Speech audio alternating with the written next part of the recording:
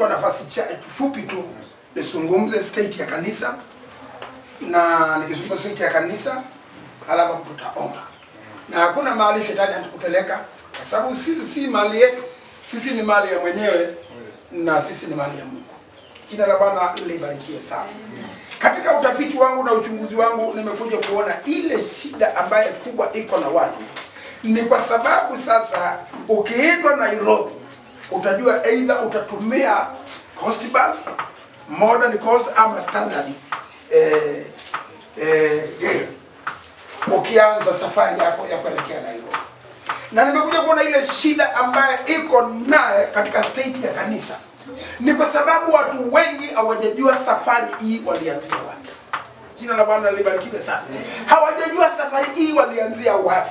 Na ikiwa mimi naweza kujua nikielekea sehemu za Makueni nitaingia pale Voi Town na naweza kutafuta basi ya kuelekea, na ninajua nikifika mahali fulani nitashuka na nitaingia kwetu na hiyo itanifikia kwetu. Ni lazima tuelewe ni safari hii ya kwenda mbinguni tulianzia wapi.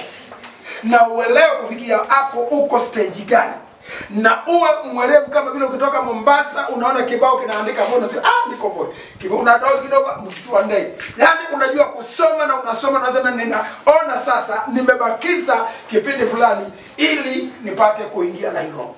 State ya kanisa mahali tupo ni lazima tuelewe ni wapi ambapo tumefika na ni yapi. Na magari yetu kama iko na mafuta ya kutosha, kama una maombi ya kutosha, kuna unyenyekevu wa kutosha, kuna upole wa kutosha, kuna utiifu wa kutosha. Jina la Bwana libarikiwe sana. Na mwamko wa kutosha. Tuishi nyakati ambaye unaweza kusikiza Roho Mtakatifu. Maana watu hawajua Mungu asungumuzi mara mbili. Kwa maana Mungu ambie John kuja hapa.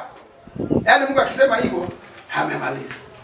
Lakini shetani anamwambia sasa unaenda pale kufanya nini? Then Mungu anazungumza mara moja. Sauti ya pili huwa ni ya shetani. Maana Mungu anazungumza very clear na anahakika umeelewa. Jina la Bwana libarikiwe sana. Wapendwa wangu, nataka niseme hivi.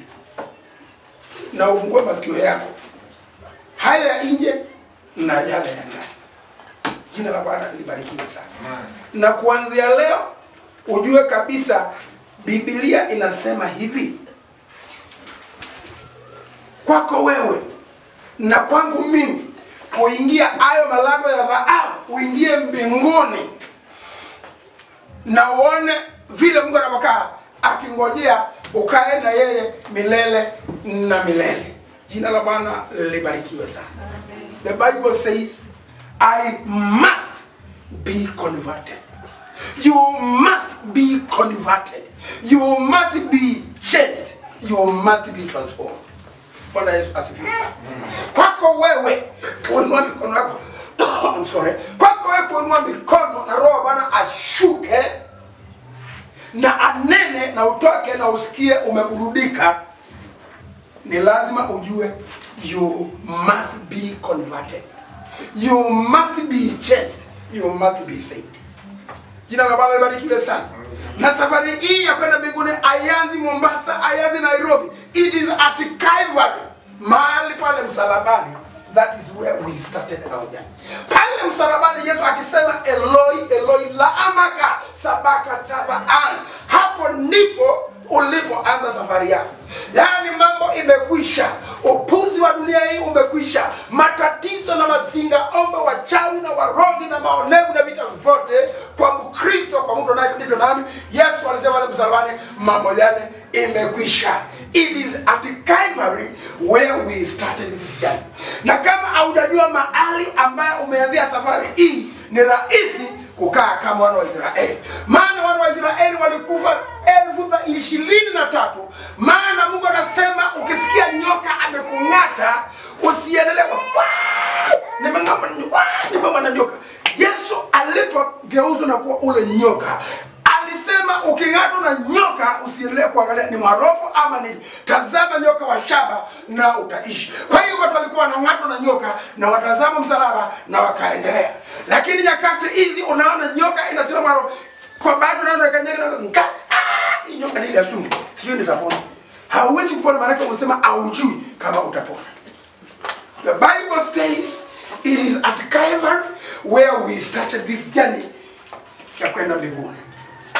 Jina la Bwana libarikiwe sana. Now we must be converted. Many people have not known where they started their salvation, which is very dangerous.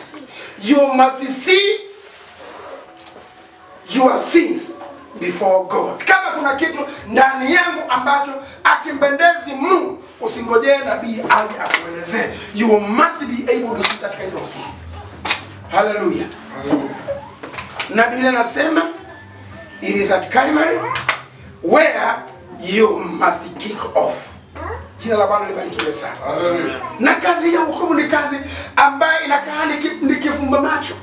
Yaani mtu mzee ambaye amekuwa painted in a church, in a religion, ameoa kanisani, harusi yake imekuwa ni kubwa, anatoa tithe.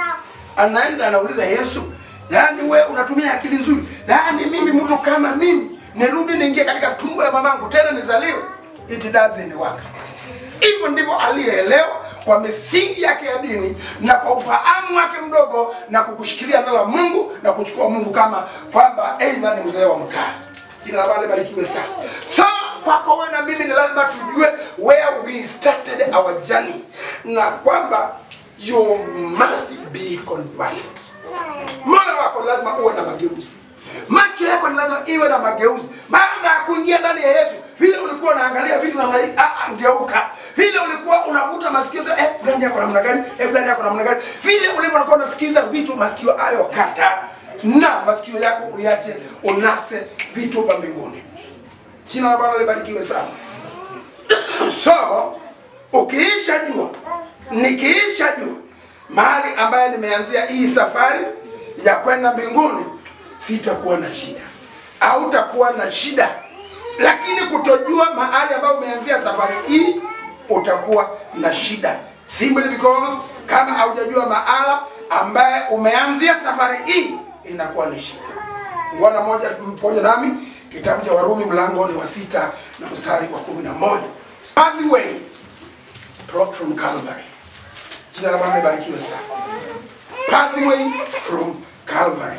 Hiyo barabara sasa kutoka pale Calvary ukielekea mahali unaelekea, barabara hiyo inahitaji ufahamu mwingi. Baba, nasema ni asante kwa ajili ya neno lako liko mbele yetu mchana wa leo.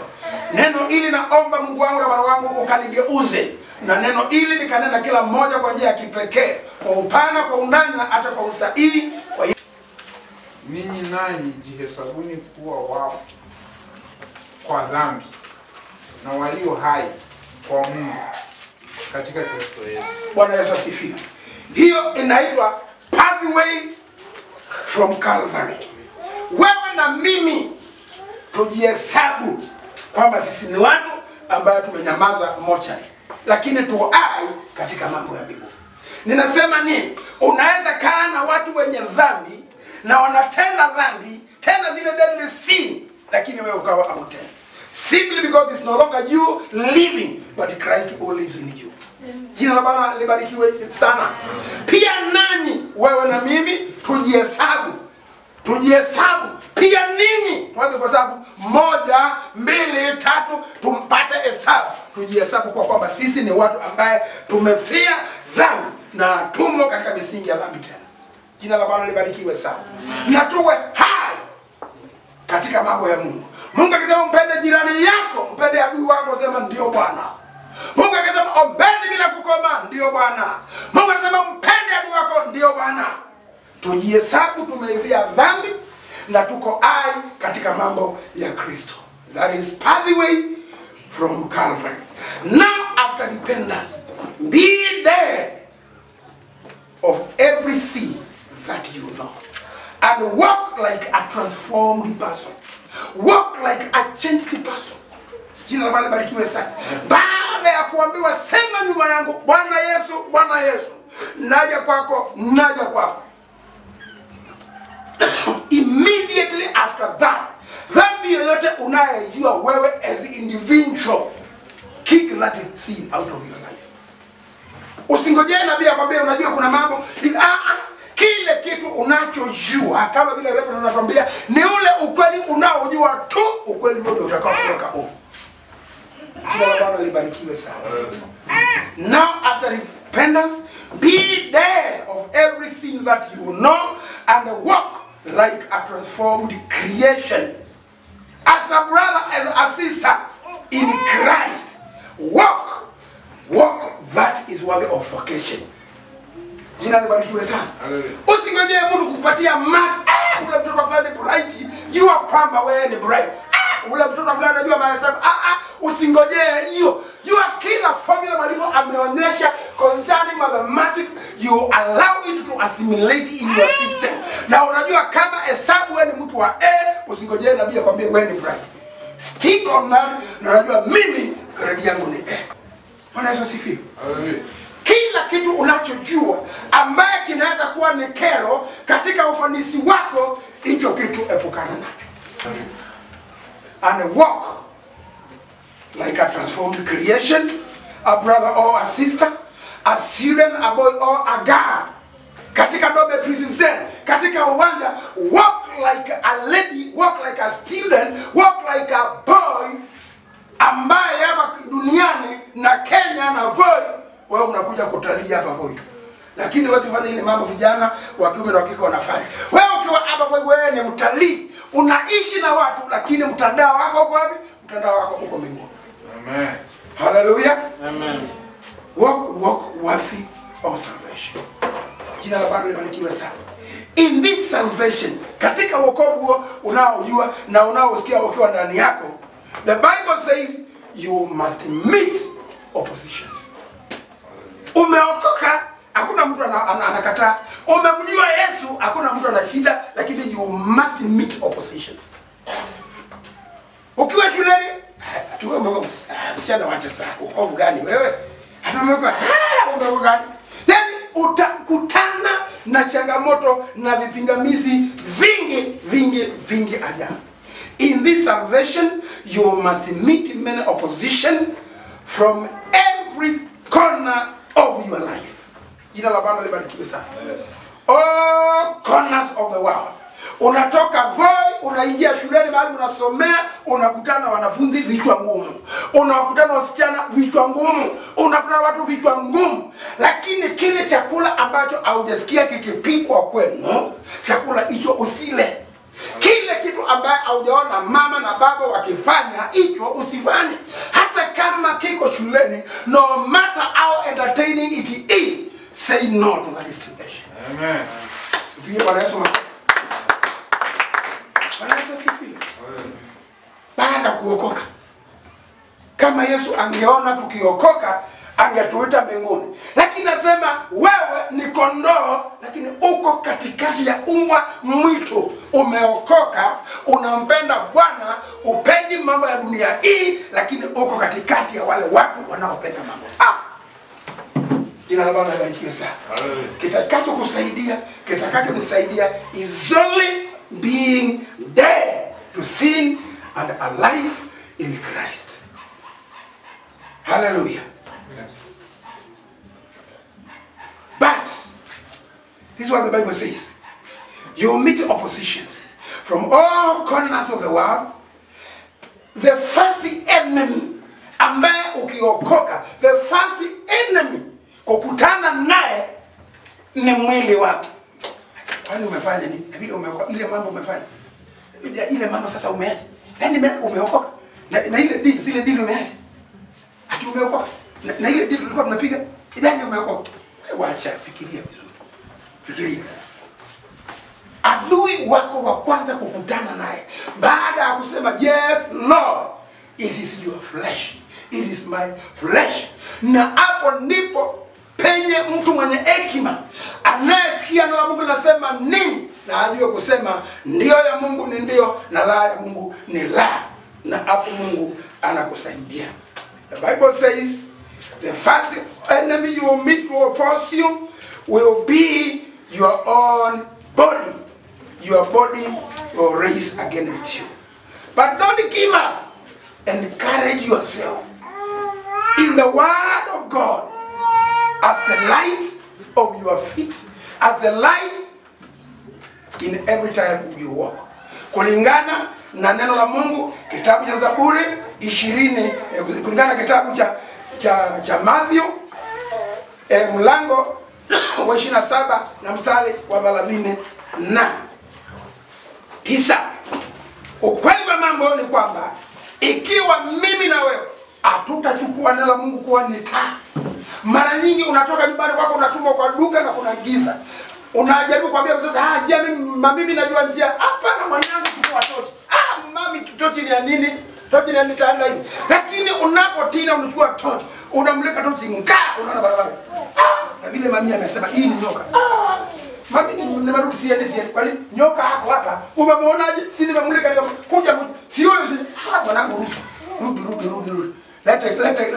Lete roho kwanza tuue, njia iko sawa. Unaua na njia inakuwa ni sawa.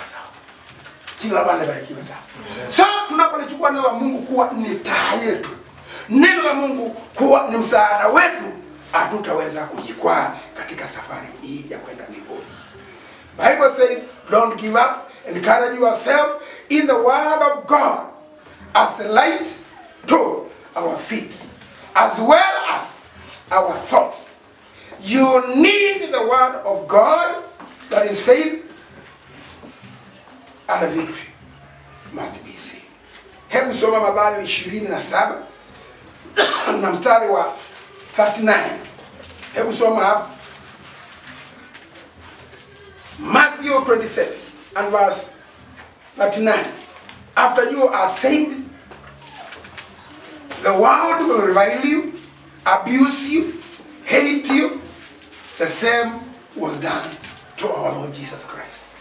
Nao waliokuwa wakipita njiani wakamtukana, wakitikisa vichwa vyao wakisema, ewe mwenye kulivunja hekalu na kulijenga kwa siku 3, jiokoe nafsi yako, ukiwa ndiwe mwana wa Mungu, shuka msalabani. Bwana Yesu asifiwe. Baada ya kuokoka, mambo kama hayo utakutana na. Maana baada ya kuokoka na baada ya Yesu kutenda mema, wakati uovu mwingi ulimjia, watu walipita sema, huyu alikuwa anavuvua Lazaro. Hii ilikuwa ni njama hizi. Njama. Ilikuwa ni njama. Ati huyu ndiye alilisha, alenda barozi mtu mwingine amechanganyika, akatengeneza maji ikawa ndivyo. Na hawezi kujiokoa. Waacha zako. Jina la Bwana libarikiwe sana. Ndivyo ilivyo baada ya kuokoa. Mungu anakuambia nakupa mwaka wa kwanza, wa pili, wa tatu, ni lazima ujoin hii trade yetu ya kukaa katika maovu na kila kitu. Jina la Bwana libarikiwe sana. The Bible says the world will hate you, abuse you. The same was done to our Lord Jesus. But for a period, you must experience the same life. Keep the cross high. Don't drop it down, lest you become a partaker of evil. Jina la Bwana libarikiwe sana. Then katika hayo mambo inakuja baada ya kuokoka. Yaani usijaribu kuyasikiliza, maana ni sawa na kuweka msalaba chini, na ukiweka msalaba chini unakuwa sehemu ya maovu. Jina la Bwana libarikiwe sana. Mambo haya ni lazima yaje na ni lazima uyapate. Philippians chapter 3 verse 12 to 14. Born again, don't return to the world.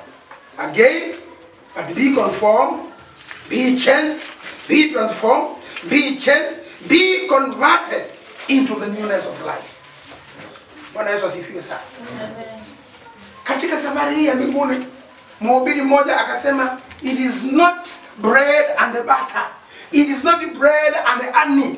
Kama ni kuomba, you must pray. It is not a request, it is an obligation. You must pray. You must love your enemies. It is not a request, it is an obligation. You must be holy because I am holy. It is not a request, it is an obligation. Bwana Yesu asifiwe sana. Amen. Mungu anaposema mpende adui wako, hakuna mjadala. Yes Lord. Mpende adui wako, lakini Mungu anajua mtu alikanyanga sana juzi.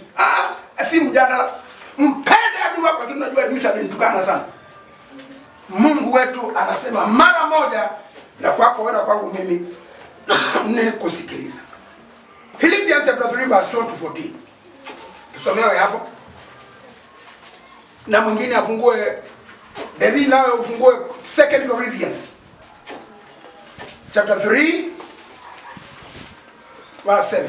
Tusomee kwanza hiyo Philippians chapter 3 12 to 14 kwa haraka. Si kwamba nimekwisha kufika au nimekwisha kuwa mkamilifu. La, bali nakaza mwendo ili nipate kulishika lile ambalo kwa ajili yake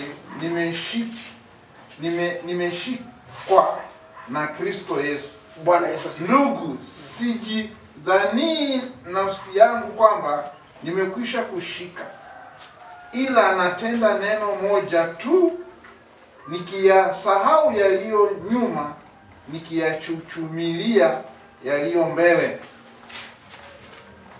Nakaza mwendo niifikirie mede ya thawabu ya mwito mkuu wa Mungu katika Kristo Yesu. Bwana Yesu asifiwe. Ni baada ya kuokoka kuna watu hujisikia wamefika. Kuna watu baada ya kuokoka na kujazwa na Roho Mtakatifu wanafikiri wamefika. Kuna kuokoka na Roho Mtakatifu anakaa ndani yako. Lakini Mungu anatazamia uchukuliwe ukiwa na Roho Mtakatifu, ubatizwe tena katika Roho Mtakatifu. Wanasema sijisebi kama nimefika na sioni kama jana tulitesha hata mimi siyaona nini. Kwa hiyo hata sasa mimi sina nguvu ya kuomba, maana sasa nimeomba sana jana. Usijihesabie kama kuna kazi ambayo umefanya ambayo inakunyima nafasi ya kuendelea. Paul anasema ni kukaza mwendo, ninakaza ili nifikirie thawabu na mede iliye mbele ambayo Kristo amenionyesha. Hallelujah. Jina la Bwana libarikiwe sana. So the Bible says, after being born again, don't return to the world again. Be conformed, be changed, be transformed, be changed and be converted into the newness of life.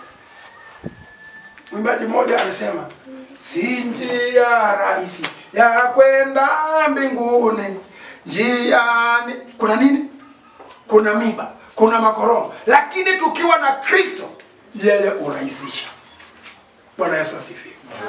We are living in dangerous time.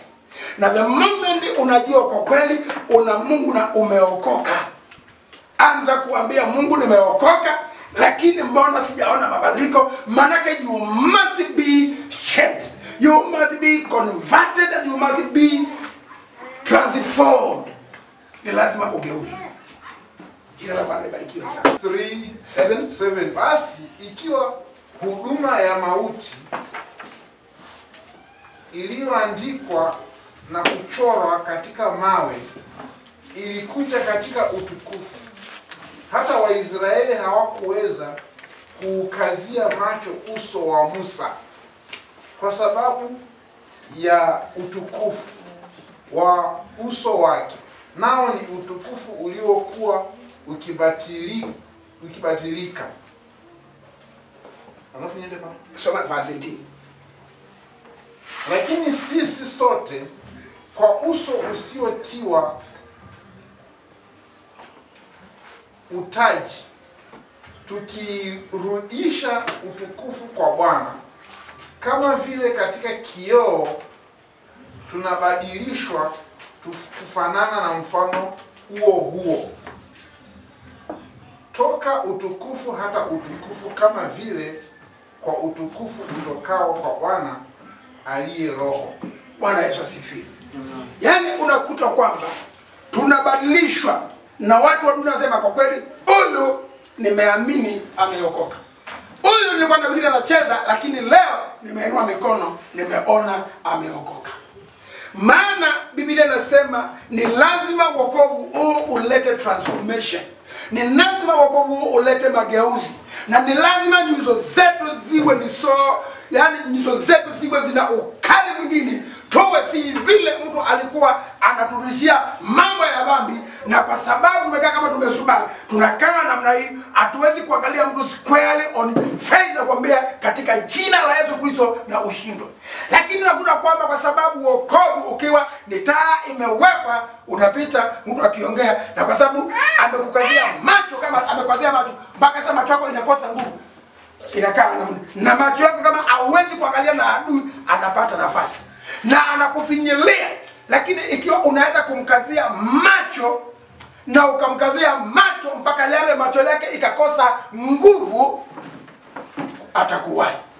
Waswahili wanasema ukikosa kujipanga utapangwa. Jina la Bwana libarikiwe sana. Amen.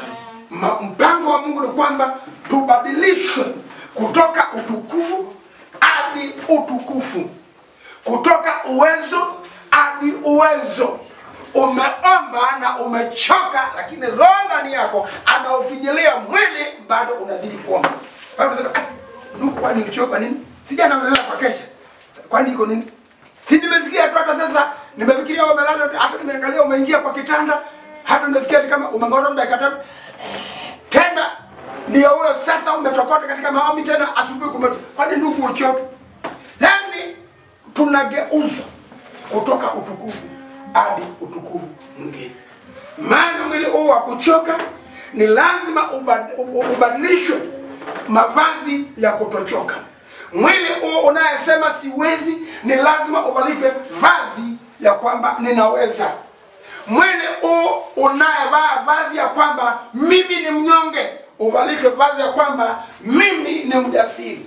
Macho haya inaelekea kwa mambo ya dunia ni lazima ibadilishwe kukaza mwendo wa kutazama vitu vya mbinguni, maana wenyeji wetu uko mbinguni. Jina la Bwana libarikiwe sana. Amen.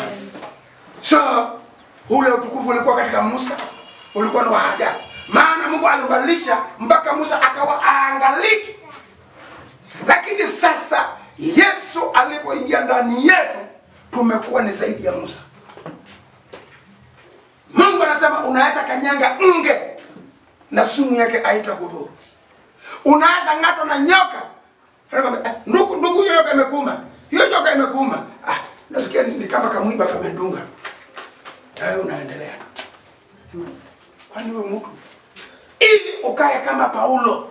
Paulo alipofika katika changamoto, mvua ni nyingi, nikipupa na mambo ni mingi, vita ni nyingi, na amenyeshewa na mvua, anatetemeka. Alipoenda mahali akawakota kuni, sasa ajipashe moto. Nyoka mwaro pakatokea ukakatoka. Na kwa sababu Paulo ana shule, anasikia habari nyingine. Watu wasema, angalia hii ni lazima hapo. Alijifanya anajua Mungu, lakini Paulo witness ya hii mtu ni Mungu mwingine amekuja kwetu. Wao wenyewe wakaona Mungu ndani ya Paulo. Mungu mwingine imekuja. Wakamwangalia sema dakika moja nyoka huyo akikung'ata, dakika moja ya pili unafimba, dakika tatu unafura zaidi, dakika nne unakufa. Dakika ya kwanza, ya pili, ya tatu. Unafanya kitu. Wao wenyewe wakambatiza wakasema huyu ni Mungu. Jina la Bwana libarikiwe sana. Tunabadilishwa kutoka utukufu hadi utukufu. Jina la Bwana libarikiwe sana. Paul anasema there is therefore no condemnation in those who are in Christ Jesus. There is no affliction in them people, those who Christ lives in them. You will be tempted, you will be hated, and caused all kinds of evil to be upon you. But remember, there is no condemnation. There is no condemnation to them people, those who are called by the name of the Lord. Jina la Bwana libarikiwe sana. Mambo itasukumwa, magonjwa itakuja, njaa itakuja, matatizo itakuja. Lakini mtumishi wa Mungu Job aliambiwa, tulikuwa pale tukichunga Wakalidayo, au watu wanaitwa Sabians, Al-Shabaab wa nyakati zile, Al-Qaeda wa nyakati zile, wakaja wakaua kila kitu, na mmoja akasema abo mambo imeharibika, nilichomoka, mimi nakuletea habari. Ng'ombe, wewe jihesabu kwamba hauna ng'ombe wala mbuzi, na ni kama wamepanga. Akitoka mwingine anakata jasho kama mimi, abo moto umeshuka mbinguni, kila kitu chote. Wakalidayo wakakuja, tumebakia hivi hivi, nimekuletea habari. Job anasema vitu vingine Mungu ameleta tena, haina shida. Kwa hiyo hapo unasema nini? Sina lipi tena kusema. Unasema nini hapo? Ng'ombe zimeenda, watu wameua, statement Jina la Bwana litukuzwe. Maana anabadilishwa kutoka utukufu hadi utukufu. Hawezi kuona kufinyiliwa ukimfikia. Hawezi kuona taarifa mbaya ikimfikia. Mambo inakuja mazito na anasema jina la Bwana libarikiwe katika mambo haya. Asifiwe.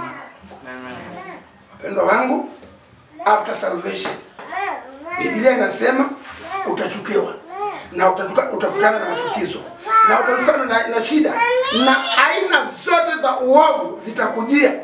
Lakini Biblia inakwambia you must remember Romans 8 verse 1. There is therefore now no condemnation. There is therefore now no condemnation to them people who are in Christ Jesus. Hiyo tu, ukimeza hiyo dose, basi utaibuka mshindi usiku na mchana. Jina la Bwana libarikiwe sana. But remember, there is no condemnation. Therefore, you will defend yourself. If you will defend yourself with the word of God that abides in you. You must stand by the word. You must stand your ground and argue you are positive. Whatever the situation comes upon you, know that there is now no condemnation. Katika shida na hayo mambo yote imekuja. Nairobi kumefungwa, Machako kumefungwa, tunapitia. There is now no condemnation. Bwana Yesu asifiwe. Mambo itakuja katika ulimwengu huu na vitisho vitakuja na vikwazo vitakuja. Wahubiri nao wanazidi kuruhusu shetani ahubiri ndani yao. Anasema sasa watu wamenionyesha sasa kuna COVID-20, kuna COVID-21. Mungu hawezi kwenda na njia hii. Na tunajua hata kama mlima huu wa Sagala tutakuwa na imani na kukuwa na imani iliyo thabiti bila kutingizika na kuambia mlima huu ng'oka pamoja na mizizi yako. Ninakutaka katika mipaka ya Tanzania na kutaka katika Lake Victoria. Na uamini bila kuwa na dukudoga ya moyo wako, hayo yatakuwa ni yako. Amen. Bwana Yesu asifiwe. Maana mambo itakuja. Shida zinakuja. Lakini shukuru Mungu. Bwana Yesu asifiwe. Hakuna kitu ambacho shetani atakusukuma mpaka useme hapa Bwana hata wokovu huu nimeachana nao. Maana mahali hapana njia, ukikamata kwa ukuta watakwambia ingilia hapo kwa miguu yako, hapo kuna njia na utatoka. Amen. Jina la Bwana barikiwe sana. Tunaishi nyakati ambapo tumjue Mungu na tumahamu Mungu. Mambo haya yote yanakuja. Paul anasema there is therefore now no condemnation to them people those who are in Christ Jesus. Jina la Bwana libarikiwe sana. You must stand by the word of God. Whatever the situation comes upon you. Remember Romans 12 verse 1 to 3. Lose your former image. Lose your former image. Kama wewe umezoea kabisa, yani unajua kabisa huwezi kuonekana mrembo na huwezi kuwa mrembo, ni lazima nyakati hizo, miaka yetu, miaka ya 70, msichana akitaka kuwa mrembo alikuwa anaenda kwa duka anasema nataka sabuni moja inaitwa Ambi na Bioton. Sabuni moja Bioton na Ambi, unajipaka unaleta sura nyingine. Paul katika Romans 12 verse 1 to 3, lose your former image. Now your mind must be renewed in the newness. Na ikiwezekana ile nia akili ilikuwa ndani ya Yesu Kristo, let that mind come upon you. Jina la Bwana libarikiwe sana. Haleluya. Neno wangu, Biblia ni neno la Mungu. Na iwe ni wakati wa corona, life in Christ must continue. Life in Christ must continue. Katikati ya mbwa mwitu, Yesu ni Bwana. Amen. Meshaki, Shadraka na Abednego walikuwa ndani ya kitu kibaya kuliko hata corona. Hivi unajikuta uko ndani ya simba na kila kitu. Sini ambapo ilikuwa na hii corona unaweza kunywa malimao kulingana na uvume wa watu. Lakini katikati ya simba, katikati ya wanyama wakali, the fourth man came. mpaka hata wale wa dunia walio kinyume chako wanaanza kupigana. Sasa huyu mtu mwingine wa nne mmetupa akaokoe wale watu. Jeshi langu huyu mtu ametutia mkono. Mfalme angalia vizuri. Hatujatupa mtu. Mfalme angalia vizuri. Yaani nataka tufanye mimi mfalme ni kipofu. Enda uangalie mfalme. Ni mtu wa nne. Anakaa kama mwana wa Mungu. Yuko mtu wa nne, nimeona message na Abednego ni kweli vile mnaona. Lakini huyo mtu mwingine wa nne afanani. Anafanana na mfalme. Huyu anakaa kama mwana wa Mungu. Wacha watu waone Mungu akitenda kazi ndani yako. Amen. The Bible says Jesus Christ is the same yesterday, today, in the afternoon, alasiri, saa 10 jioni, kesho asubuhi, 2022. Christ the same yesterday, today, and forever. Jina la Bwana libarikiwe sana. Hallelujah. Ujumbe huo usisahau. It is pathway from Calvary. Romans 12, 1-3. Basi ndugu zangu, nawasihi kwa huruma zake Mungu, itoeni miili yenu iwe dhabihu iliyo hai, takatifu, ya kumpendeza Mungu, ndiyo ibada yenu yenye maana. Wala msiufuatishe namna ya dunia hii, bali mgeuzwe kwa kufanywa upya nia zenu, mpate kujua hakika mapenzi ya Mungu yaliyo mema, ya kumpendeza na ukamilifu. Kwa maana kwa neema niliyopewa nawaambia kila mtu aliyeko kwenu asimie makuu kupita ilivyompasa kunia, bali awe na nia ya kiasi, kama Mungu alivyomgawia kila mtu kiasi cha imani. Bwana Yesu asifiwe. Yaani hakuna mtu anayesema mimi niko hivi.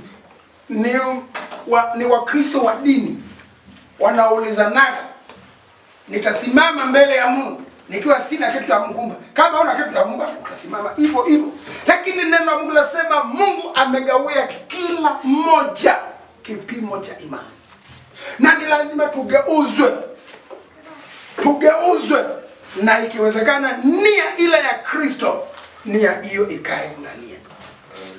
Jina la Bwana libarikiwe sana. So pathway from Calvary, hautaweza kukosa njia.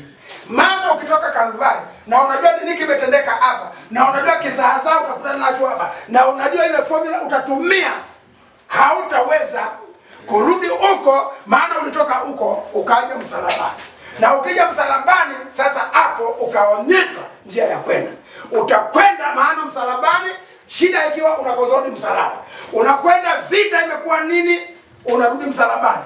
Unaambia there's no condemnation kwa wale watu ambaye wameabiri ngari hii kutoka hapa Calvary. Unakutana changamoto, unaambiwa do not be conformed to the things of this world. Na unasonga mbele.